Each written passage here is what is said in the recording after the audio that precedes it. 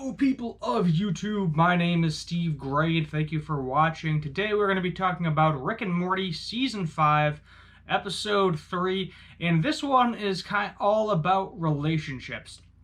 So we start the episode off with Planetina, who, if you are not familiar with the 90s show Captain Planet, where there are 4 kids that each have an element: water, earth, fire, and air. They use their rings together to create Captain Planet to help with natural disasters. Well, Planetina is the female version of that, and it's from the 90s. So Beth points out, she's like, how old are you anyway? You're clearly way older than Morty, Morty being 14 years old at this point in time. And Morty ends up falling in love with her. We start off, as we saw with the preview, with what was it called, like Diesel Weasel or Weasel Diesel, something along those lines, where he creates acid rain. She shows up, defeats him. Morty ends up falling in love with her. They all kind of go to the dinner table, which is where Rick finds out that 3 planets are all getting destroyed. One is an asteroid, I think one is a solar flare, and one's getting sucked into a black hole. So they're all having, like end of the world sex and everything else, partying, drugs. Because, literally everybody's going to be dead soon. But let's just focus on one thing at a time. We're going to do Morty, Planetina first, and then we'll get to Rick and Summer. Summer also just recently went through a breakup, and then, she was kind of mad. She was like, oh, great, Grandpa's going to go party with everybody, and my brother is dating a celebrity. That's no fair. So Rick mentions that she can come with her, and there you go. There's the Rick and Summer part of the episode. So Morty falls in love with Planetina. I think this is the first time Planetina has actually been in love with anybody, or anybody's kind of shown that for her, because she is kind of like a deity, where she's a real person but not a real person, because it takes 4 people to summon her, but at the same time, like, she can't just summon herself. So, of course, because of greed and corporate gain, all of her kids use her, for book signings and publicity stunts to make money. They're all old now. They're probably all in their 40s or so, and they're actually going to sell her to some, I think they said it was like a Saudi Arabian guy or somebody. That doesn't really make a difference. They plan on selling her to get a crap ton of money, and the guy is evil because he plans on eating baby seals. So what Morty does is he goes after her. The one with the fire ring actually captures him. He manages to, collect that. He ends up burning his hands up, gets the fire ring, kills the original fire ring wielder, ends up going to save her, kills all the other ones, gets all 4 rings, and summons her. And I don't know if he gave her the rings, because the rings just disappear at a certain point in time. He had all 4 of them on one hand. I think that was maybe like a Thanos type thing, a little bit to a certain extent. And they all just seem to disappear. Maybe he gave her the ring so she has the power to control her own will.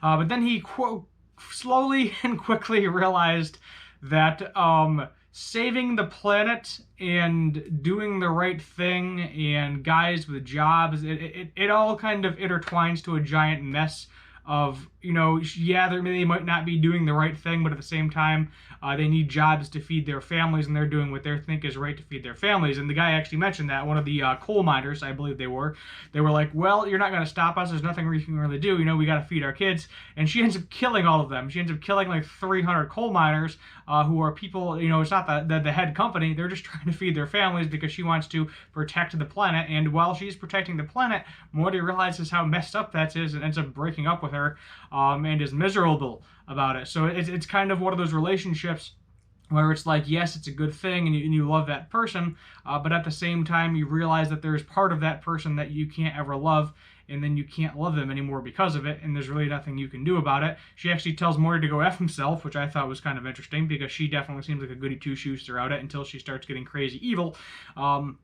And it was kind of an interesting take on Captain Planet, because in reality, that's what you would have to do. If you want to stop all the pollution, everything else, pretty much all the oil miners, all the coal miners, all those companies, you would pretty much just have to wipe them off the face of the planet.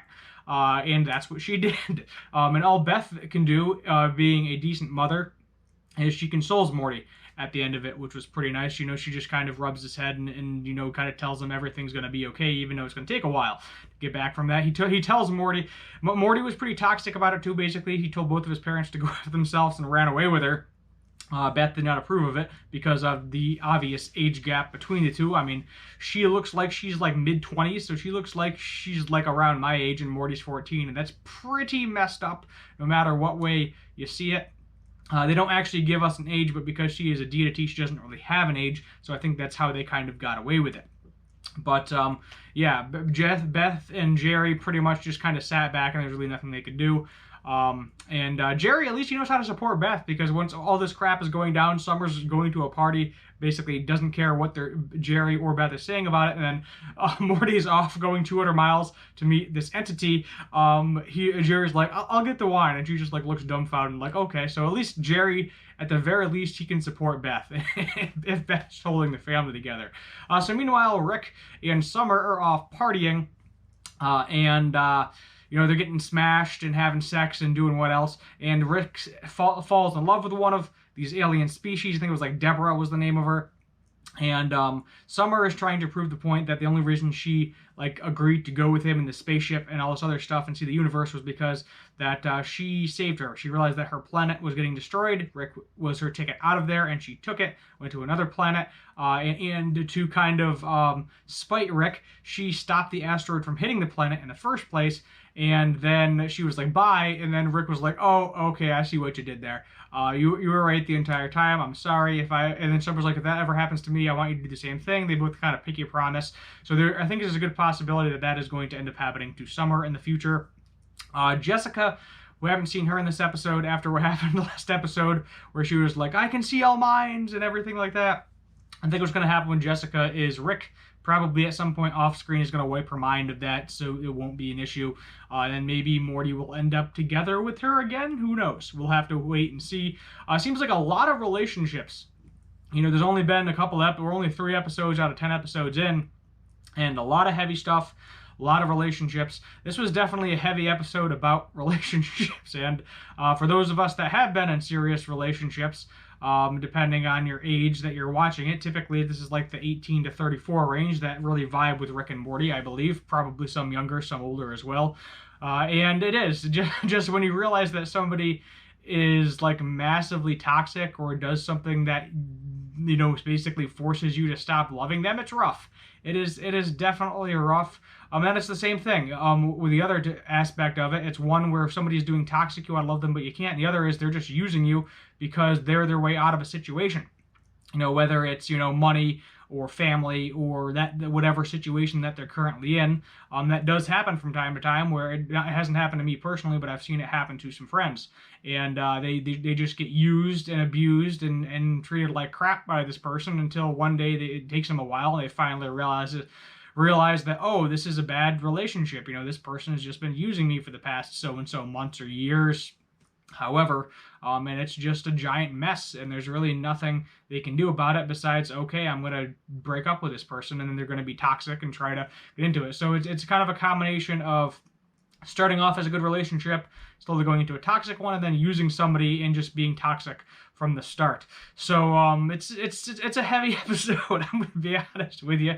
Gave me some feelings because most people, I would say, can relate to it. I mean, if you're like 13 and 14 and never had a girlfriend, never been in love, it might be hard to kind of picture that. But I mean, I'm sure you've seen movies where these similar situations happen, or have had friends or family members where this has happened to as well. So you get the gist of it.